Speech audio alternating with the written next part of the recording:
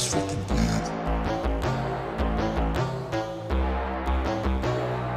You won't see me stop, no, you won't see me quit. I'm gonna make it to the top if it's the last thing I did. Never catch me, man, I'm gone, cause I'll be working off the grid. Grinding through all the pain, I said I'd do it, and I did. I'm the type to work until my hands fucking bleed. I'm the type to fight when others fall into their knees. I'm the type to... Hey everybody, welcome to F.A.W.B, episode 26. Today I have with me JJ, special guest here, and Steven the Answer's back. Buffalo Joe's out this week. He's over in Panama doing some kind of business trip, adventure type. It sounds super shady when you say it like that. It is super shady. That's what I told him prior to him leaving. I go, Panama? I wonder what you're doing down there, buddy. He's like, we're just doing business. I don't know. Yeah. But he's there safe. He messaged me last night, so we got to do some bullshit, talk about that, and that was fun. So he'll be back at some point here in the near future. Hopefully, Yeah, prior to us getting started, though, I'd like to thank our sponsors, Always Well Acupuncture. I have my appointment March 25th. Super excited about that. I'm going to have my neck and shoulder looked at. Hopefully they take care of that for me. Also, Dad's House OR, their online store. They have a lot of great products there, really good pricing. Be sure to check them out. And Cavocado over in, say it, Steven? Bremerton, Washington. Yes. That's where they are. They have some of the best tacos in the state, guys. Tap out tacos. They also sell cava and sauces, some of their special sauce. They will be in the description below, so be sure to check them out, all right? So let's get started. We're going to do a little weekly update. And since I haven't seen you, Steven, in so long, do you mind giving us a little weekly update? Yeah, not at all. It's been a while. I've been really busy. This semester, I've been doing an internship as part of my degree requirement and working part-time and still having the same class loads it's a full plate. It's a full plate, that's for sure, but, man. I do have some exciting stuff that's coming up so tomorrow I've got an interview with George Fox University with their admissions team. They're going to talk to me about my application for their Master's in Social Work program, which is pretty exciting. And we'll see what happens. Well, I guess, yeah. We'll have to wait and see what happens, man. How's training been, though? Training been pretty good?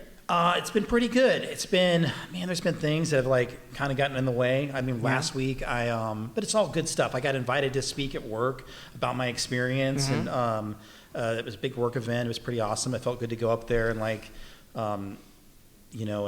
have all eyes on me in a professional setting. That was pretty exciting. I've been able to get in here somewhat good. Twice You look a good week today, man. You and Bobby. Shout out to Bobby rolling around today. That was really cool.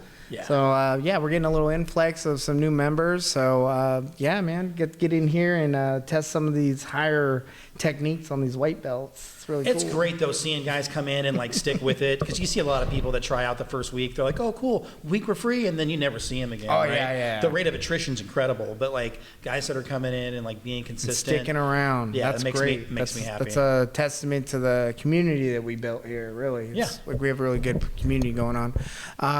Before we get to JJ, a little weekly update on me. Let's see, training's been going really well. We've been putting in the hours, getting ready for March 22nd. That'll be our start of the competition season for the Reptilian Top Team. We're going up to the Street Beef Scrapyard event. Looking forward to that. We have 8 competitors, including myself, that will be competing in this event. They all signed up, so we plan on taking a whole group up there. It should be really exciting. I think 4 or 5 of them are first-time competitors. So, we're taking some newbies up there. We're looking to make a splash. I may be getting a beef match, so potentially get that beef match going with this 150-pounder kid troll, Amir, the little punk-ass Amir out there. Hopefully he shows up and I get to have my little beef match and, all that good stuff. So we'll see how that goes. What are you up to, JJ? How's your training been, man? It's going good. I'm fighting next weekend up at Angel of the Winds Casino for World Championship. So last week's kind of my last week of kind of getting ready and really it's a putting the fight conditioning week for in. you, So, bro. yeah. Heck yeah. This is for anybody that's ever competed, fight week can be some of the toughest time of your training, because it's you're cutting and you don't want to overtrain. You really got to watch out for those injuries. Yeah. Everything leading up to your fight is going to play a little factor on how you perform on Saturday especially night. after like the last like X amount of time that you've been working, and then you just kind of got to like reel back and like really go light, but make sure that you're just putting in enough work this week at the same time. It's a crazy balance when you hit these fight weeks, man. Looking forward to that match though. Oh, I'm super excited, man. I'm super excited to get back in there. So. Hell yeah, man. Give us a little background on your experience with martial arts and how you started and what got you into it. Back in 2019, I was like morbidly obese. Like I was a very big boy. I was like over 300 pounds. I was too, guys. Yeah. You saw the pictures in the last episode. I'll shoot you some photos, dude. Like you got. Yeah. So. Well, maybe we'll put them up right here. Exactly, I'm working with that editing. That's what. You better send me those now. Yeah, I got you. Perfect. So yeah, me and my buddy, we went to Team Quest in Gresham because I had heard about it because I've always been a big UFC fan. Yeah. Team Quest is one of the top teams out there for the MMA too. So I walked in there and I sat down. I told this guy, I was like, yeah, I want to fight. And he looked at me and he's like, you want to fight? And I was like, yeah. And so obviously, what am I here for? Yeah. So I started training, and I was like, I'm kind of not bad at this. I think I'm picking it up. I want to fight, and kind of just took off from there. So been training ever since and getting better every single day. So yeah. Hell yeah, man. That's wild. Hell yeah. So you've been training formally since right at the end of 2019. 2019. Okay. But I think February of 2020 is when COVID shut down. Yeah. And I kind of made a promise to myself at that point. I bought like a heavy bag from Big Five, and I had no idea what I was doing. Absolutely no clue, but I was just beating this bag in my garage every single. It was like one of those stamina, It was one of those kick bags that's like not even a real heavy bag, and I had it on like a plywood thing, and I was just beating it. And I know my mom and my dad and my sisters were so annoyed. I'd go out there every night and I would just kick it like 1,000 times. And like in the back of my head, I'm like, I know they can't stand this in there, but they didn't say anything. So, but one day I'll be UFC champ, and they'll love exactly, me. Right? There you go. Oh man. Would you? So you said you're over 300 pounds. Yeah. When did you kind of hit that weight limit where you felt like I'm ready to take a match? Well, funny enough, was it a weight limit or was it like a more of like, hey, I'm feeling like just a confidence thing? Well, a bunch of my buddies were like, before I even started going, they're like, you're never going to join the gym. You're never going to actually do it. So I joined the gym. Then they're like, oh, now you're never actually going to fight. You'll never do it. So I was like, all this started out of spite, guys. So I was like, that's how we motivate each other. I was like, really? I was like, all yeah. right, let's do it. So I signed up to fight at the FCFF. Mm-hmm. And I fought there. That's cool. Yeah, they hit me up. I was actually down in San Diego with my buddy that I first went to Team Quest with. He was in the Navy, so I was down there seeing him. And their promoter called me, and they're like, hey, you want to take a fight? Shout out Kevin. Oh, yeah, shout out Kevin. And so they called me, and they're like, yeah, you want to fight? And I was like, yeah, sure, why not? Let's do it. And like me, I didn't know at the time. I mean, I was brand new. I'd been in the gym for like 2 months. Like I had no business fighting, zero business fighting. And so I was like, yeah, let's do it. So I got back, and I started going super hard with this guy, Jimmy. He was big old heavyweight, but just like very in shape, like a very in shape 250. Oof, those are scary monsters. Like college football player, very high level wrestler. He was kicking my ass every single day. And the coach that I have now, Jimbo, you've met him. He pulled me aside. He's like, no, dude, like we can't do this. You're gonna get hurt. And like it like broke my heart like super bad. He was like, dude, you're just not good enough. Like you're gonna go in there and you're gonna get hurt. Like I can't. It could be the end of your career. Yeah, it could exactly. be your first match. You know, it's like I can't have you wear our team shirt out there and go walk out there and get beat up because you have no idea what you're doing. So I like, I was like, all right. I was like super sad. Whatever. I was like, all right. I'm gonna be a champ one day. I don't care. I was like, I'm just gonna keep working. I'm gonna do my thing. And then the whole COVID thing happened, so the gym shut down. And I was kind of lost during that time because I was like, I found something that I really enjoyed to do. And it was like that whole COVID thing was super, super tough because I was just at home and I hit my heavy bag in the garage. Yeah. I was like texting him nonstop, like sending him videos. But yeah, it was, man, dude, that was a long time ago. It's tough. I mean, maybe you can shed some light on this, but like sometimes when I think back to some of my darker days too, it is tough to think about that because it puts me in that mind frame. I remember what I was thinking when I was in those sort of like spaces, you know what I mean? Like in that dark period of my life where I was like kind of lost and didn't really have a purpose, or I wasn't really like, I was motivated to do something, but I didn't have a direction. Yeah. You know what I mean? So sometimes when I think about, some of those days, I'm gonna get a little self-conscious, or I get kind of embarrassed, like, oh man, what the fuck was I thinking back then? Did you ever get that? Do you ever feel that way, or do you kind of feel like what's done is done? Well, I mean, like I can, my whole story's gone full circle, right? And these are kind of like recent feelings I've been thinking about, kind of mulling over. Yeah. Well, when I left the military, like, I was really lost after that, right? As a kid, I wanted to be a paratrooper when I grew up, and then I turned 18, I joined the Army and become a paratrooper. Then a few years later, I'm back on the street. I'm like, now what? Now what, right? And I was drinking every day, and then before too long, I found crystal meth, and that became the thing to do, right? And suddenly, I'm like living out my adventurous life again. That high octane, adrenaline fueled nonsense that comes with being a crankster gangster, I suppose. I just, like I said, I was super lost, and that was my solution. But fast forward 25 years, a lot of wreckage, a lot of suffering, and I found a way to turn all that into something useful. That's why I'm like going into social work, and like I go to a lot of meetings, and I go to a lot of treatment centers, and I talk to a lot of people about how they can escape addiction. And so I don't regret any of that, because now it's become the best tool I have to help other people.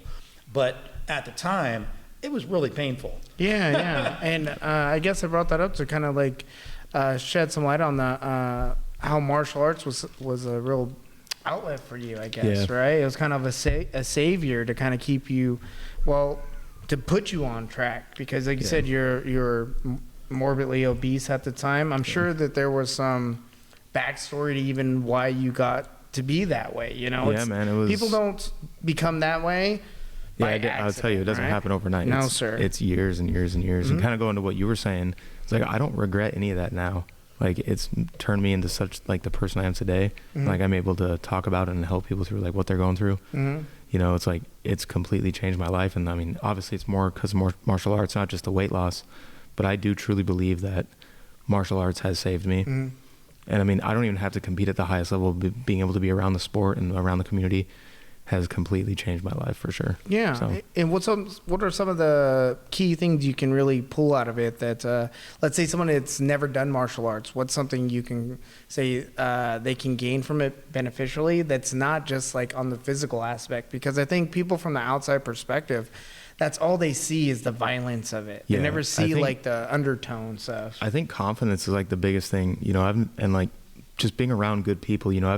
I've walked into a lot of gyms and I've never been treated poorly, never, by any gym that I've ever been into. People are very welcoming. Very few people are judgmental, like right off the get-go. I mean, once I get to know you, you're saying some dumb stuff. I mean, people are going to have their opinion about you, but very rarely are you going to walk into a martial arts gym and people are just going to dislike you for absolutely no reason. I think it's like one of the best outlets you can have to where you can leave your home, you can leave everything else, you can just go focus on what you're doing with people that you like. And it's a good way to make friends too. I've made a lot of friends in the community. Like we've spoken about that. I feel like for me anyways, I don't really have anybody outside my social circle that I don't train with. And the reason being is exactly what you said, is I get to learn a lot about the individual when I train with that person. I get to learn your mentality, how you handle yourself under duress, how you handle yourself through adversity, and things aren't going to go your way in a fight, in chaos, right? How are you going to react to that? Are you going to start doing shady shit? If we agree that we're going to go light, are you going to start freaking, trying to pound on me and stuff like that? Let's say you have more skill than I do. Are you going to take advantage of that fact and just beat on me? Or are you going to try to help elevate the person? You know what I mean? All you're going to start giving them tips and, all those stuff are like that. Characteristic traits of that individual, because from person to person, those things are different.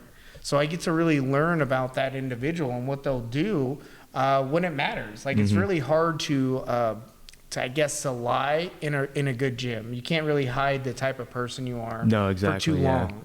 You know, it's going to get exposed. And that's what I feel. Been there, done that with plenty of people. Right? Plenty of people. And I feel like martial arts really does that for people. All martial arts does is really expose your weaknesses, right? Exactly, yeah. And when we train martial arts, we're learning how to organize chaos or curb chaos, because that's what fighting is. Fighting is chaotic. If you've ever been in a fight, you know things are happening really fast. It's chaos, and training helps kind of curb that chaos and slow things down so that you can work functionally under duress. So I think fighting has helped me just in so many aspects of life, like at work especially. Like I if I get angry at work, like I get angry at work a lot, but nobody ever knows. Nobody ever knows. Like I'm fairly calm.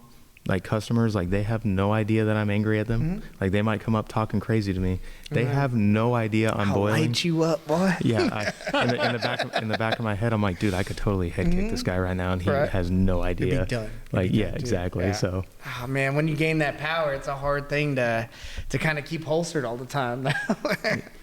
yeah, I mean, you got to learn to like not just like go around and talk about it either. It's like you don't want to go into a bar or something. I'm a fighter. Be that egotistical yeah, stuff. no, you can't be doing. I mean, I went through that phase too when I first started training. I was like, oh, I can beat anyone in here up. I think that's that blue belt phase, honestly. Yeah. I think that's why so many people end up falling off too. It's because they end up listening to themselves. They're like, I got it covered. Like, because what is a blue belt phase? About 2 to 3 years, right? You train Probably, about yeah. 2 to 3 years. You get a pretty good understanding of an art, or at least a pretty good understanding of how to defend yourself, or some principles behind it. Also, you're above the average individual. So yeah, 99% of people, they never even walk in a gym, right? So if you're that 1%, and you're that one out of that like 1% that even comes to gyms, probably 1% of that 1% actually compete. So you're part of that really elite group. Yeah, man. I mean, you have an advantage over almost 99% of people, I would say. Exactly, yeah. You know, and they don't even realize that. But I also feel like, that's part of the reason why some people get a little bit and then they walk away. They're like, nah.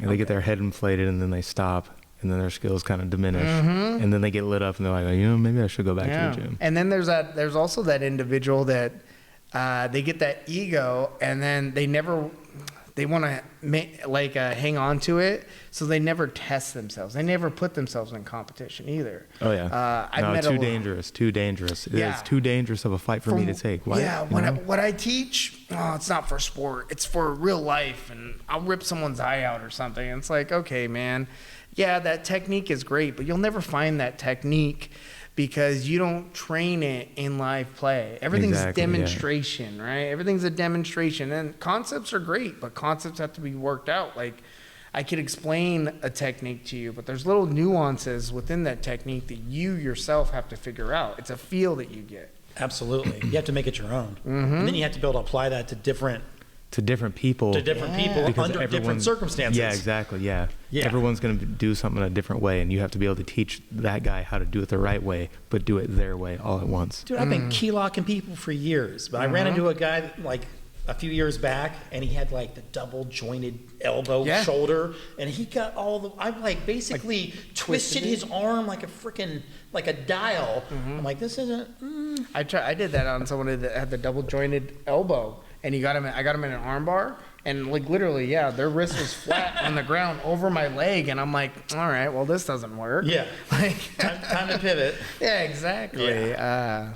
Man, but getting back to kind of the fighting stuff. Yeah. What have you really? I don't know. You've experienced some lessons, right, in this? Plenty. What have you taken out of that? Like as far as what? As far as like. Some people, when they lose in this, like when we're talking about the ego stuff, they get beat and they get beat down to where they have a hard time getting back up. But I always think like to be a real fighter, it's not your wins. It's how you handle that loss. Yeah, it's how you handle those losses. I've definitely lost some fights that I should have won, and that's it. I mean, it hurts that night, but then you like watch it back. You have things to work on, and if you really want to do this, I mean. I'm an amateur fighter, man. It doesn't mean anything at the end of the day. Yeah, these are the times that make the mistakes, right? It's like I'd rather go through. Like I'm on a losing streak right now, dude. Like I've lost a couple fights in a row, And I mean, my confidence is still high as ever. I mean, I know the work that I put in. You just got to keep your confidence high, man. I mean, I don't know. I think. Is there anything you do specifically that maybe helps keep that confidence at a high level? Like for any advice you give out there to some amateurs? Let it go. Yeah. Let it go. You know. Short memories. CTE. Either way, wins or yeah. Yeah. I love it. Let it go. Wins are good or bad. You have to be able to let it go, because if you ride that high for too long where you win, you know, you're gonna get messed up. Like I think it was last June, I won a kickboxing title, and I beat the guy up pretty bad. Like I fought very well, did everything coach said, game plan worked perfectly, finished the guy in the 4th round. 3 weeks later, I took another kickboxing fight against a guy that I shouldn't have been fighting, honestly. He had no business fighting me. I got knocked out in 14 seconds because my confidence was so out the roof. I walked him down. I was like, this is going to be easy. Yeah. Bang, left hook. I was out. Yep. And that one hurt really bad. I've had similar experiences going into that. My first ever MMA match, I went into it and my confidence was really high because I had some previous training before. I was a bouncer. I'd been in real fights. Like, MMA ain't shit. And this is back, you know, in my early 20s, like almost fucking 17 years ago now. Anyways, I went in there thinking like, oh yeah, this ain't gonna be shit, and then not realizing that the cardio factor is a real thing, you know. And literally 10 seconds left in that first round, I'm gassed as shit, bro, like dying, and the guy was able to take my back and got me in a rear naked RNC. But I had him down the whole round. I was winning the round. I actually I had him in the corner pinned against the cage, and I was knee righting him. I was hitting him, and I pushed off of him and let him stand up, because everybody, like, prior to me going into the match, everybody was like, oh, don't stand with this guy. He's a stand-up fighter. He's a striker. And I was like, fuck it, dude. Like, I'm a striker, too. I can do that. So I didn't want to end it, like, with some ground and pound off of a takedown. I was like, whatever. There you go, yeah. So I, like, literally, I had him against cage. There was, like, maybe 45 seconds left in the round. I didn't know because my corner, he didn't tell me anything. So I pushed off him, like, get up. Well, as soon as I pushed off and he went to get up, I went from here to like, ooh, I'm really fucking tired all of a sudden. Like, I had that adrenaline dump. I was like, yeah. And I was like, ooh. And then I'm like going at him again. I went to go at him. He just hit me with a 1-2 straight and broke my nose. I was like, oh shit, I wasn't expecting that. Yeah. And I shot in to do like a fucking lazy shot, bro. Yeah. He sprawled out, spun on my back, sunk in the choke right there. And I was like, all right, well, that's a nice lesson learned. Now I got a broken nose out of this. I just lost a match that I should have won, you know, and that was a hard lesson for me to have to choke down. I mean, that made me feel like I didn't know what the fuck I was doing. I had no business being in there. I didn't know anything about fighting. That took away a ton of confidence. And for somebody that's, you know, my job was to essentially like fight people, drunk people, you know, at bars and stuff. I was a bouncer. You really questioned yourself after that one, huh? Yeah. Yes. I was like, there's some guys out there that can kill me, man. Yeah, you start thinking about it, and when you get that in your head, that right there is a demon you have to fight off. Oh yeah, absolutely. Sure. I mean, I've been there, man. It's just like when you lose, you just have to have that ability to let it go. You have to. If you sit on it too long, you're gonna drag yourself down. Yes, sir. Like, I know for me, I'm my biggest critic. Like, I beat myself up really bad. I've been that way since I was a kid. Like, would you say that that's part of why what led to some of the weight gain and stuff? Man. I think probably when I was, I don't know, 12, 13 is when I really started putting on a lot of weight. I guess my my freshman year of high school was when I was 14. So I got cut from the baseball team, and that was kind of like my only goal in life. I thought I went to school to play baseball. Yeah, football. That's what I thought too. Yeah, it's like you know, and it's called autism, bro. Yeah, I have it. So I got cut from the baseball team, and it was like a total crash out moment for me. I was like, you know what, I'm done with all this sports stuff. Blah blah blah. I don't even need school now. Yeah, exactly. Why am I here? I ended up failing a bunch of. I failed Spanish like twice. I failed science, math. I failed a bunch of classes my freshman year. And because I thought I was only there to play sports. I mean, why else would I be going to school? I dropped out. You dropped out? I dropped out my freshman year and had to come back. Oh, yeah. Yeah. My mom would not have let me do that, but, you know. Yeah, my parents weren't happy about it. But I was I could having a imagine. kid that year, same year. So they're like, we're just not happy with you at all. Yeah. So, yeah, man. Yeah, and so I started drinking, like, I'd probably say 12-pack of Dr. Pepper a day, eating ice cream. Like, I use food as a real, like, Band-Aid for my pain. Yeah. Like, I'd sit down and I played Call of Duty, like, 10 hours a day. Like, I got home from school and I'd just play Call of Duty. Yep. Like, that's all that I would do. Like, I wouldn't go outside. I wouldn't do anything. I wouldn't hang out with my buddies. I just play video games, eat ice cream. Whatever my mom made for dinner, I had at least 3 servings. Yep. Like, Depression, just freaking eating it's your like, feelings away. and, like, I didn't really killing realize yourself. at that time, like, what I was, like, dealing with. I think, like, looking back on it, like, I know now, like, I'm pretty, like, I try to take care of my mental health, and, like, I didn't know then. Like, I didn't know what I was dealing with. I didn't know what I was coping, and, like, I had no idea at the time. And now I know, and I stay away from it, and I can, like, I can help people, and I can talk them through it, and let them know that, like, you don't. What was some of you know. that tipping point for you where you kind of hit that maturity level of like making, was it just the martial arts or was there something else that may have happened that made you be like, hey, like I really need to turn my life around, man? I wanted to, I mean, there were so many opportunities I had. There were so many opportunities that I had that I just like completely ignored.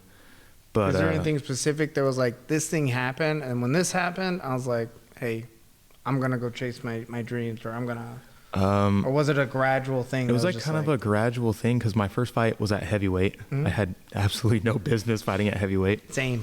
Like zero business. I got hit with this massive overhand like 10 seconds into the fight.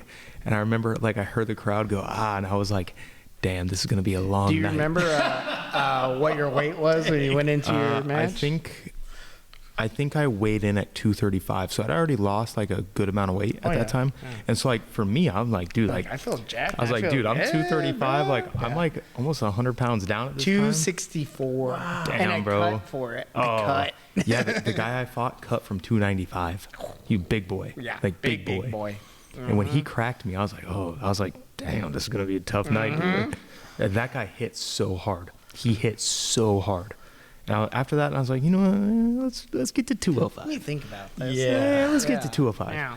And I remember I watched a couple UFC events, and I was like, dude, if I want to go pro, like that From guy, my height, from like everything. that guy's 205. I was like, yeah, right. He's like 240, but he has a 6-pack. I was like, 3% body fat, all that, looking like a Greek guy. Yeah, so like I started training super. I actually never fought at 205. I went straight from heavyweight to 185. I never took a 205. And I just was kind of slowly working, but I wasn't really super like hard on my diet until was it 2020? It was like June of 2022. I think is when I started the whole carnivore thing. And my coach, he was like, "Hey, what are you doing for like eating? Because I know we got to fight at 185. You're about 220. We can probably cut the weight if we can get you down to about 210." He's like, "What are you doing for your diet?" And I told him, I was like, "Dude, I hate this. Like, I hated life at the time. Like, I was training super hard." But I was. Can't out-train a bad diet. No, you can't. Absolutely not. I was like, I told him, I'm like, dude, the last 3 nights I've had like cauliflower rice and chicken and broccoli. He's like, get rid of that rice and broccoli. He was like, well, how about you try this? And he started showing me stuff about the carnivore diet. He was like, I want you to do the next 8 weeks just ground beef. I was like, dude, isn't that bad for you? Like, aren't I gonna die? Like, I'm gonna die, dude. He was like, no, you're not gonna die. Just do it. I was like, okay. So I went home that night and I made burgers, and I'm like, dude, like, this is great. I mean, obviously I didn't have bread or like anything else, and I was like, dude, like just this. the patties, maybe some cheese or something. So how do you avoid like not having electrolytes or micronutrients? Salt. I loaded salt. I loaded salt super heavy. Okay. Well, but what about magnesium and potassium? Supplements. So, I mean, I took what's it What called? else you got? I took liquid. I took liquid IVs, which kind of doesn't go under like the whole carnivore type thing, but like you need that type of stuff, and like when you're training like especially this, you know I'm losing a lot of, especially when I was dumping on my water at that time with no carbohydrates. Like my muscles are letting everything out for like the first time ever. I'm having no carbs. So I was super heavy. Detoxing at that point. Yeah, I was super heavy on liquid IVs, like very, very heavy on them. I would have like. Did you 3 just or 4 get those a day. off like Amazon, or did you have like a? I went to like GNC or something. Nice. They're like the little packet ones. I took those a couple times a day. I was drinking a lot of water because I knew I was dumping the water. You have to, man. You have to. I mean, still, like, I'm not on that whole, like, strict carnivore thing now. I eat a lot of fruit. I don't have enough fat just to run off pure fat. Like, I don't. And, like, I'm training, like, super high intensity. You know, it's like I'm running. That's what I learned about it as well, is you hit those calorie deficits when you're doing this type of high intensity training that you need that energy boost. So you have to have it. Some kind of carbs, like light carbs prior to your workout. Super important, in my opinion, super important. I agree with you. Like all those people online who are like, oh, you don't need carbs, blah, blah, blah. I'm like, you know what? Like, yeah, if you're working a desk job and you go home and you don't do anything, you're probably right. You probably don't need to be eating that pasta. You probably, I mean. And anybody that's ever trained like a combat sport, you know that the cardio aspect is like nothing else. No, like there's you're nothing using like it. all kinds of parts of your body that you don't normally use if you're just gonna run or if you're just biking or some shit like that. Like fighting is every part of your body, so you do need that extra at all times boost. too. Like people don't even realize it. Like you can go do kickboxing rounds, barely punch, and your arms are gonna be sore. You're taking shots in the shoulders from kicks. That's it too. It's like your body keeping them here, everything, man. Yeah, it all plays a factor. So yeah, now I do a lot of fruit. I eat a lot of fruit. I probably eat 5 or 6 bananas a day, 2 or 3 apples. I eat a lot of honey. Yeah. Potassium, I think the more important thing now for me is keeping out like processed foods. Okay. And like a bunch of junk. Or sugar. Yeah, like super refined sugar. Stuff, I'm super against seed oils. Seed oils are horrible for you. I'm super against seed oils. They mess with your tea too, from what I heard. Yeah. Oh yeah. Do they drive that? They drive it down like bad. So I'm like if people want to eat vegetables, I still haven't ate a vegetable in a couple years. I mean, if you want to eat them, go for it. I'm not going to tell you that they make me gassy, bro. I don't like them. I'm not going to tell you that you're wrong because you ate broccoli. But what I am going to tell you is there may be a better way. There you go. That's all you can do. So yeah, that whole diet thing changed my life, and I think I'm going to eat that way until I die. I couldn't agree more with you with the carnivore diet. I just started it. So like I started it, I did 3 months on it last year, at the end of last year, and I went from like 223 to I got down to 193. So 30 pounds off the carnivore diet. And it was, I mean, you saw me, it was like a leaner dude, it happens fit. like that too. Yeah. Like that too. My big thing that I took out of it wasn't just the weight loss. The big thing was the inflammation, bro. Yeah, man. Like, being a competitor, like you're always hurt. You're always feeling like you're a little bit hurt. My recovery time was cut damn near in half because I didn't have all that inflammation I was carrying around with me all the time. That alone was enough to keep me in there. Now I did go through like the first 3 weeks was pretty difficult, right? Oh, yeah. You go through that calorie deficit, you're pooping. At least for me, I pooped a lot. Now I heard some people, they don't poop at all. It's one or the other. So I'm the not at all. Yeah. I'm the not at all. That's what I've heard. I've heard that. Yeah. I got lucky. I was one of the just black tar, bro. It was just from I had poop coming out of me from when I was 3 years old, bro. Literally. But I felt great. It was that detox period where I was getting all that out. I was feeling good. Any kind of acne you have or anything, it starts to clear up. Oh yeah. You start to you become different. I think physically. What I notice is because after I will have a complete crash out day after I fight. Like that night and the day after, I will do whatever I want. Celebration time. Yeah. Win or lose, I think it's important for people to have those periods because you're not always restricted. You got your goal. You did what you did. You were training for that long. Let yourself go a little bit and then but you got to be able to have it's a good hard reset as well. Yeah, you got to have that ability to flip the switch and go right back to what you're doing. And I think a lot of people struggle with that. Is a cheat day becomes a cheat weekend, and you're looking at one, bro. Right. Yeah. That cheat weekend becomes a cheat week, and then the cheat week becomes a cheat month, and then it's I'm gonna start next week. And then it's March, and you're like, hey, remember I was going to start at the beginning of the year? Yeah, because I took all December off, and now it's March. And then you start making dates and excuses. You're like, I'm going to do it after my birthday, or I'm going to do it after the 4th of July. Well, maybe after the summer, I'll get shredded in the winter. Yep.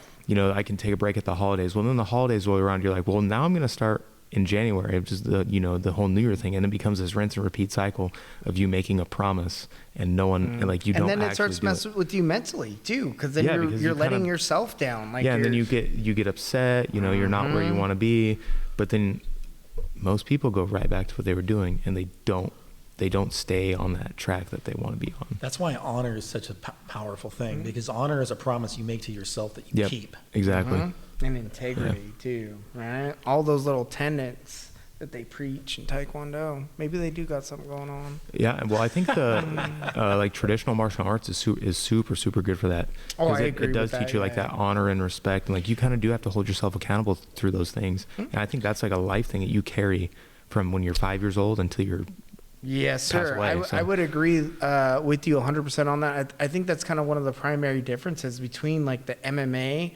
and the traditional aspect. Yeah. Is the traditional aspect really emphasizes on a lifestyle. Yeah. Like live your life this way. Have you ever seen the Bushido code? No. So there's a code, it's a Japanese code, Bushido code. Okay. And they have tenets like integrity, honor, discipline, respect, like all those things. And they live their life off of that. And part of your training is it encompasses those things. Like you have honor in your training, you have integrity in your training. Like you carry those things onto the mat and off the mat. Yeah. And in MMA, as we know, like it can be a little different. I you think can be MMA is kind of like the Wild West. Like even still, man. I mean, like the things that I've seen. Like I had a teammate. He was a FCFF middleweight champ, really good fighter. I helped him cut weight. He cut a shit ton of weight. Ended up missing weight. They decided to still fight. The guy was cool with it. He's like, you know what, I'll fight for the belt, whatever. Yeah. So this guy's like, whatever. Like I still get a fight. Following the weigh-ins, this guy goes to the Mexican restaurant next door of Bridge City. 2 beers. Bang, bang, right after weigh-ins. And I'm sitting there, I'm like, dude. We're fighting tomorrow, bro. I was like, damn. And then one of my old coaches looks at me, he goes, maybe you'll be that good one day. And I was like, I don't ever want to be that. Yeah, right. Like I don't ever want to be that. Did you ever hear about John Jones explain kind of like why he did that stuff? Like right? the excuses and stuff. Yeah. And I mean, like I get it, but the people who tell me like, because a bunch of my friends, like especially when I first started, they got super upset about me. Like when I quit drinking, I lost maybe not friends, but a lot of people that I like enjoyed hanging out with. Like they kind of were just like, dude, like what the hell, like John Jones. And I'm like, hey, do you see me, bro? Yeah, I'm not John Jones. I'm not John Jones, man. Yeah. Only John Jones is John Jones. There's a reason that John Jones is that good, and part of the reason he's that good is because he has the ability to do that. But even like athletes at the top line, bro, like that, they're not doing that. Not across the board. Also, too, like what about his character as a man? Like, I don't think that behavior is really acceptable regardless of how well you perform. No. It's just not acceptable. Yeah. No, and, I mean, in some social settings, it is. In some social settings, the ones we don't want to be a part of, it's not. Yeah. Yeah. Well, I mean, like, he's an interesting character. John Jones is a very interesting character because he always does revert to the whole godly thing, which I think is great. You know, I'm a religious guy, but me too. But the way that he reverts back to that is very interesting to me, that he can do all these crazy things time and time and time again. And then he goes out there and like preaches it. And I'm like, okay, dude, like, it's easy to find the hypocrisy in it, but we are also seeing like this much of the whole thing. No, absolutely. I agree. I mean, we only see what we see. We only see what we see, and we always hear the bad stuff, never the good. So. And it's kind of leading to that point too, with like when it comes to him being that one of one guy, it's like people are seeing that from an outside perspective. They're like, hey, this guy's partying, he's drinking, he's doing cocaine, he's hitting his girl, and he's still able to perform at that high level. Well, you guys aren't seeing all the nuances, right? Like, what he sees from his perspective. And I think it's got to be pretty tough to go from like the person that he was, like not famous, like had zero notoriety. Now he's a UFC champ. The youngest UFC champ. I mean, 23. That's younger than I am. I mean, Lord knows what I would have been doing if I had the gold belt a bunch of money, like I probably wouldn't have been the best person either. Yeah. I mean, I can't say that I would have done all those things. I think about that too. Like, I think about how shitty of a person I was when I didn't have all that money. Exactly. You know, me too. No, totally. And I was out there running around doing really shitty things and just thinking like, oh, if I had money, I would have had my shit together. Like, no, man, money's helped me be destructive. It was when I had no money and I had nothing left. The money's totally like a blessing and a curse. I should probably change things a little bit because this is where it landed me. Yeah, you know? not to mention the being under the eye of the world. Yeah, that's That's a lot of That's so much pressure. pressure. To perform and to be the best, you know, like you have. I mean, Mike Tyson went through the same stuff, right? Yeah. When he was really young, and we don't know who the influences he had around him. Yeah, exactly. And, well, it wasn't as bad as it is today.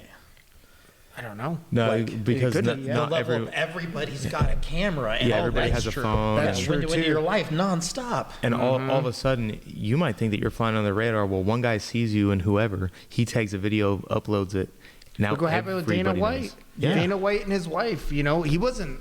They were up like, what was it, like in some kind of booth or whatever, and yeah. somebody from the lower floor was filming him. Yeah. when Oh, he it's had that Uncle spat. Dana up there. Oh and then yeah. bang. Yeah. It's like, Shoot, you really man. gotta watch yourself now. And I think like my generation's really like, if anyone like my generation, the famous people, like they're gonna like we know like when we were like looking around, we're like who's filming, blah blah. You know, it's like we're like. But like at that time, like John Jones, like he had no idea. It's not that he didn't have any idea, No. but he was having fun. Yeah, or what he thought was Like- fun. He was just going wild. Like, I can't say that I wouldn't have done the same exact thing. I can't say that I could that I wouldn't have. like when you're in that, like I said, you're in that under the spotlight. You don't know who's around them, and let's just say from a coaching standpoint, what do you tell your students? You know what I mean? That has all that success. You just won world champion at 23 years old. You're phenomenal. He was going into the gym after a night of partying and taking out the top 5 fighters in their beating gym guys and then up. walking Yeah. out. Like, To go do the same thing again. yeah. Yeah. So as a coach, Like, do you tell him that he's wrong? Because clearly he's he's doing something right. You tell him like, hey, you know, this is you try to have that forethought for him, but also, are you taking away from the current success? Are you taking away from the current? You know what I mean? Yeah. Like all those little tiny nuances play a factor, and then ultimately too, it's like, do I want to lose this guy either? Exactly. You know, he can go to another gym and help them out. So I think- Well, there's other consequences too for that kind of behavior that can be career-ending. Yeah. And we've it seen almost that, too. happened I mean, too, career yeah. endings. Like, I mean, we're talking death, man. I mean, get behind the Yeah. wheel, drunk. I mean, He we all almost hit the killed drunk somebody. lane. Do a Exactly. little bit too much cocaine and you can die. Yeah, exactly. Oh, there's fentanyl in there? You didn't know? Yeah. Well, it's too late now. I mean, I think that has a lot to do with who you keep around you too. I mean, I know I'm very grateful for the people that I have around me. Not only my family, but my friends hold me down now. Like they know, like if they see me like drinking a beer, they're like, dude, like what are you doing? Like, are you good? Like, you know? Yeah. You know, and I would think- you attribute that to martial arts and being a part of around like-minded individuals and Yeah, finding totally. like that tribe Absolutely. that's supporting you on Yeah. your goals, man? Yeah, and I know a couple of my friends, like they've been friends with me since before I like lost all the weight, and like they know like how much I care about it. And I mean, I wouldn't say they necessarily hold me accountable because like they don't really have to. But like if I was like completely crashing out, like I know a couple of my buddies, like they'd sit me down and be like, dude, like you. They're real friends. Yeah, exactly. Like I'd rather them rip me in half and then be able to hug me at the end of it. And like I know that I'm going to be better than someone telling me that, man, it's okay. You know, it's like I don't want that pat on the back friendship. Like, you know, I want someone to like hold me accountable and make sure that I'm doing my good stuff. Sure. You know. Yeah. Better the wounds of a friend than the kiss of an enemy. Yeah. No, totally, absolutely. Hey, this guy. You know, I've had so many of those enemies though, where it's like, oh, dude, it's okay. We can go out. We can party tonight. You know, we'll get back in the gym tomorrow morning. You know, like there was a couple times like training sessions ended and like people were like handing me like 40s and stuff. Yeah. No, I've seen it. Yeah. You know, I'm like, 100%. You know, I'm like, been around dude. that too. You know, one of my old teammates, coaches, he was drinking before we were sparring, Yeah. and I'm Been like, there too. I'm yeah. like, wow, like this is crazy. And then he would beat me up. Like he was far better than me at that time. And I remember I hit him in the body and he just threw up everywhere. And then he's like making all these excuses. Oh, blah, blah, blah. Well, and like, no, it's because I I'm can like- smell it, bro. I'm like, dude, like you had like 340s before this. Like, and isn't it, man?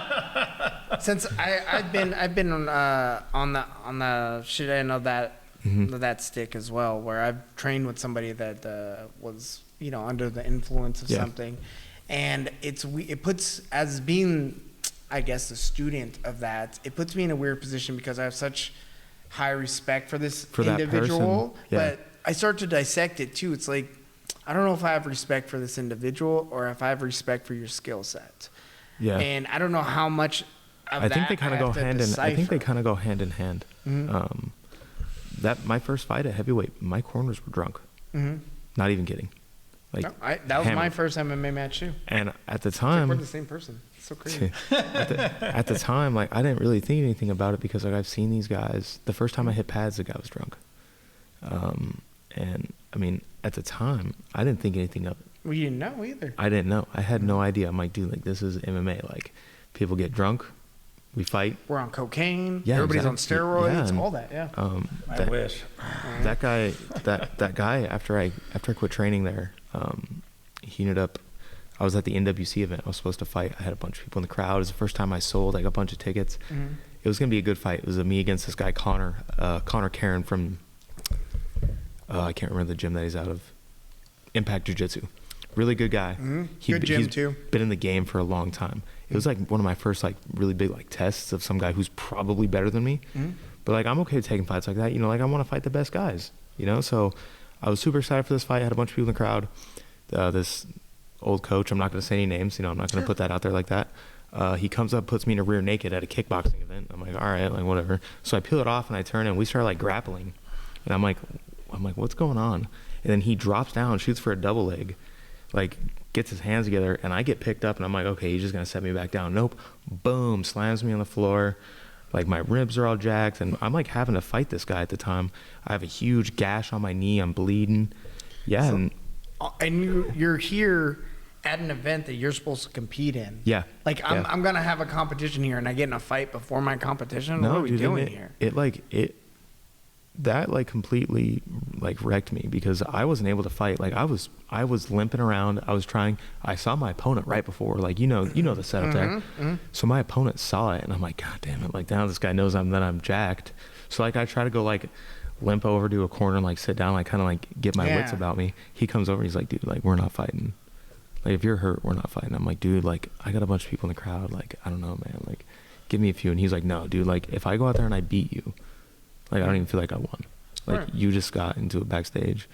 But I kind of go back to that whole thing about alcohol and, like, the whole MMA thing. It's like, I've seen some, like, such the destructive behavior, people destroying themselves, man. It's like, it's kind of crazy how it all works. And like you said, it's like, I don't know if I respect the skills you have or the person you are. Mm-hmm.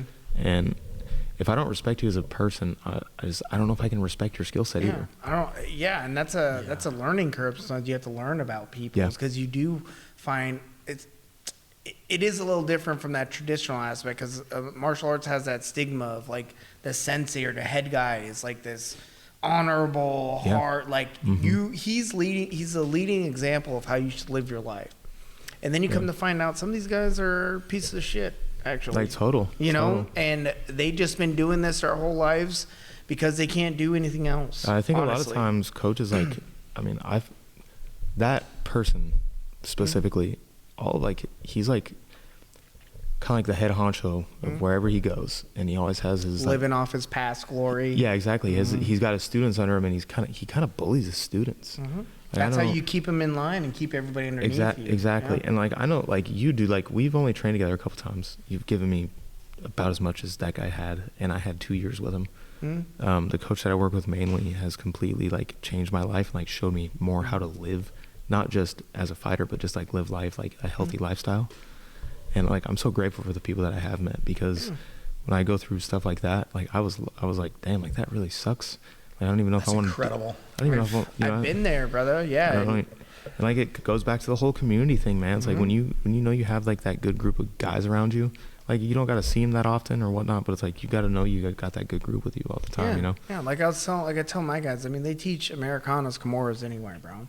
Yeah. They'll teach you a lot of this stuff anywhere. Yeah, you can learn a jab. You can learn a jab jabs, cross anywhere. Anywhere, right? But who do you want to learn under? Who do you want to train with? Yeah, who's going to take that time to build you? What kind of community do you want to be a part of? Yeah. I've been a part of groups too where it's like maybe it's not the head instructor. Maybe it's a couple of the guys on the team that are pieces of shit, but the head instructor doesn't do anything about it. Yeah. You know what I mean? Like he lets yeah. that shit kind of slide, and then that to me is a reflection on you too. So you don't know how to handle your people. Mm-hmm. That to me is like you're just hanging on to these guys because you're living through them, or you're using them to elevate yourself. Yeah, exactly. Or you're living off them. Or you're living off living them. off them, living through them, you know. And as a coach, you know, there's a crazy balance because it's kind of like raising kids, but they're not your kids. Yeah. So there are some like little spats that happen that I let play out because unbeknownst to some of these students, you know, I'm watching and seeing how you guys are going to react to this. To like certain situations and whatnot. I want to see how you guys are going to figure this out. I don't need to step into this. No one's dying. Let's see how you guys are going to handle it. And then also I take note of it. And then I see the toxicity of the aftermath of it. Sometimes when people say things are handled to your face, you know, you may hear like a week later they're having some side conversation about you to somebody else. And they're like, hey, I thought we handled that. And now you're over here, you know, dropping some poison in the well. It's like, hey, bro, no, backstabbing, man. We're supposed to be a community here. And that's what I look for in, you know, the people I want to be around too, is like, you got to give some people enough rope to hang themselves sometimes. I want to see who you are. Yeah. And a lot of people have a lot of fronts. And even in martial arts, I mean, we see it across the board. No touch knockout motherfuckers that have, you know, seminars with 200 people there. Like, people are paying for that stuff too, man. Oh, man. Taking advantage of people. Taking advantage of people with that type of stuff. Yeah. And for what we're trying to do here and for what I want to, I guess, make a part of my lifestyle and my art is literally, I want the betterment of the group. Yeah. And I don't need to stand up here and be like, hey, I'm the coach. I don't even like people calling me a coach. Like, we're training partners, bro. I may be a little bit further down the road because I have a little bit more experience, but ultimately we're just training partners. And if you get to a point where you are surpassing me, perfect. It's going to help me elevate. I don't have to go search it out now. Yeah. We can elevate together, and your success means the success of the group and ultimately the success of the school. And that's what I want for us. I feel like a lot of coaches, they don't want they want their kids, like their students, to be successful.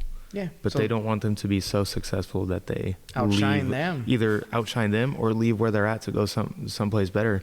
I think that's a big thing too. I think that's like a very big thing though. Is like I mean, you know, the setup that you have here, if some guy gets really, really good here and he's getting to the pro level and he tells you, hey, I'm going to go to ATT here. I'm going to go to this gym here, blah, blah, whatever. Insert random high level gym here. And he goes to that gym and he's like, oh, I came from so-and-so. This is my coach. This is where I learned most of my stuff from. I think that says a lot about you as a coach to where you can graduate a kid onto a professional level team. I agree. Yep. Yeah. Yeah. But like you hit it on the head there where you said a lot of these coaches too, that they have their own ego stuff and they try to like hide it sometimes too. And it's like, okay, you may be holding on to the student a little longer than you should. Like this guy probably learned everything he could learn from you 5 years ago. Why aren't you pushing it? Why aren't you pushing him forward? Yeah. And like they're feeling some type of way when they want to go change, maybe not even change gyms, but just go experience something else. Yeah. Or try it's that cult shit, bro. Yeah, and they need that idolization of that individual. Yeah. You know, that's living through your students. I don't want that. Like I said, I've never felt that way about you, man. I mean, I think you're a great coach, dude. Thank you, bro. I think you're a good fighter too. Well, I really appreciate it, man. I try. Awesome. This is about ready to turn to a whole different show. But that's not for you too. Yeah, that's Patreon. I'm getting the Patreon together, guys. I'm getting the Patreon together. It's going to be part of the OnlyFans, so, you know, keep it, stay tuned. But we're hitting about that hour mark, so we're gonna be wrapping it up here. Really appreciate you coming on here, JJ. Me, man. Let us know how people can find you, bro. You can find me Instagram. It's gonna be KULJU_15. I'm not really on any other social medias, so follow my Instagram. Shout out my sponsors, Hitting the Sauce Barbecue Sauce, all my coaches over at eForce, and shout out Columbia River Jiu-Jitsu. Hey, for that's sure. us too. Yeah. We'll have JJ's information in the description below, so if you want to follow him on Instagram or keep track of his career, man, check out that description in below the video. You got anything for us? It's good to be back. It's good to have you back, bro. Couple upcoming things, guys, real quick. Again, March 22nd, we have the Scrapyard event coming up. So Reptilian Top Team, out of those competitors, we have Red Fox doing kickboxing, Dad doing a boxing match, Toad's going to be doing a Muay Thai match, Bolo, Sean is going to be doing a Muay Thai match. Santavio is going to be doing boxing. Bulldog is going to be doing boxing. Slav ain't nothing yet. That's who you sparred with last night. Dude, Slav, I'm telling you guys. He's a little beast. Watch out for that guy, dude. He's Slav's coming good. out. He's MMA super match. good, yeah. It'll be his second MMA match. Dude, I'm interested to see how that goes because he's going to be super high level at some point. I'll tell you about him after the show. And then I'll be doing a potential beef match, potential boxing, potential kickboxing. We'll just see. Let's go. I don't even know. Hey, whoever you are, you better show up. You better show up, bro. I've been texting him every day. I just send him messages. Just We'll see come how find he's you, doing. bro. Yeah, I will. There's not a man in your family if you don't show up. Quick shout out to Isaac Al-Lobo. He has a match at Emerald Casino on May 10th. And Nick's match, Super Saiyan Nick, March 22nd in Portland for Grappling X. Tune in next Thursday at 7 p.m. for the next episode. Again, JJ, thank you. Thank you. We're looking forward to your match this Saturday. Hopefully, maybe it gets filmed and we'll put it out there too, man. Oh, yeah, absolutely. Hell yeah. All right, guys. Thank you for tuning in. We'll see you guys later. Thank Bye. you, guys. And when I say I'ma do something, I do